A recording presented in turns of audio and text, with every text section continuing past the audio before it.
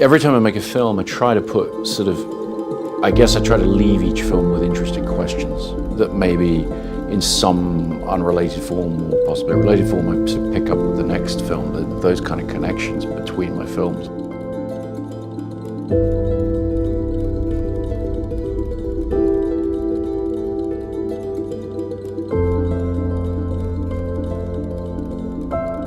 Christopher Nolan is a British filmmaker, known for blockbuster epics such as Interstellar, Tenet, Inception, Dunkirk, Oppenheimer, and several other incredible films. He started making movies when he was 7 years old with his Super 8 film camera, and has now won 227 awards. Nolan is typically known for his use of mind-bending plots, special effects, crazy sound design, and layers of meaning within his stories.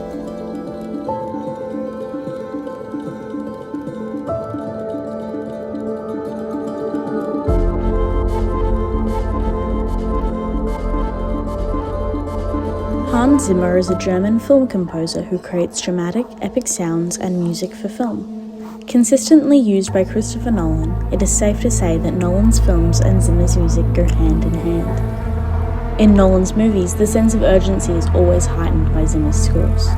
To do this, he often utilizes a shepherd tone. A shepherd tone is an audio illusion created by overlaying different octaves and tones that rise and fall. It makes the sound feel like it is getting higher and higher, but in reality it stays the same. A good example is the track The Mole from Dunkirk, which you're hearing now.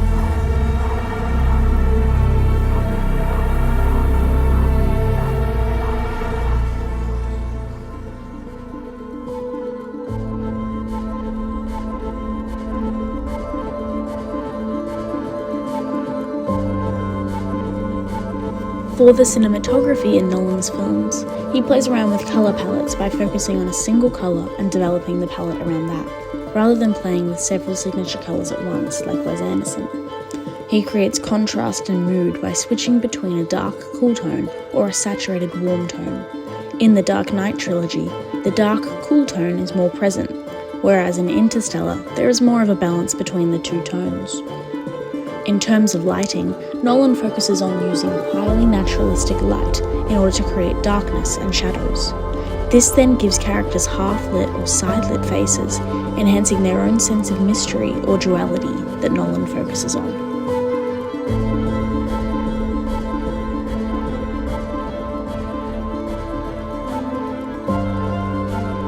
As mentioned, Nolan is famous for his use of mind-bending storytelling, particularly in his visualization of vast concepts like time.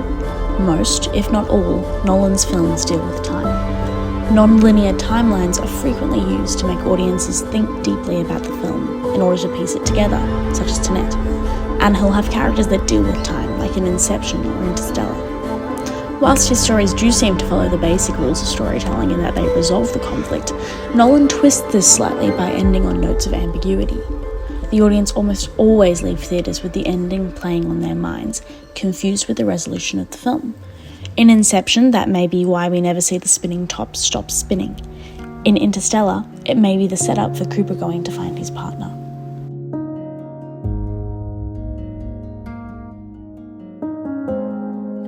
Christopher Nolan famously prioritizes using practical effects and shooting on location, attempting to make each scene as realistic as possible for both cast, crew, and audiences.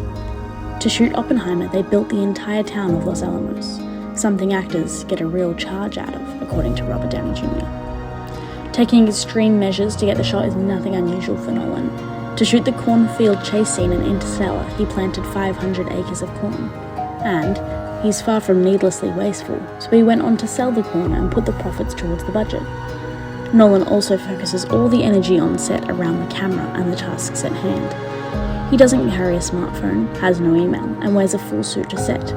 Likewise, cast are not permitted cell phones on set, and certainly no chairs, therefore fully immersing them in their work and the realization of the film. Overall, Christopher Nolan is a visionary filmmaker whose distinctive style and stories have solidified him as an auteur.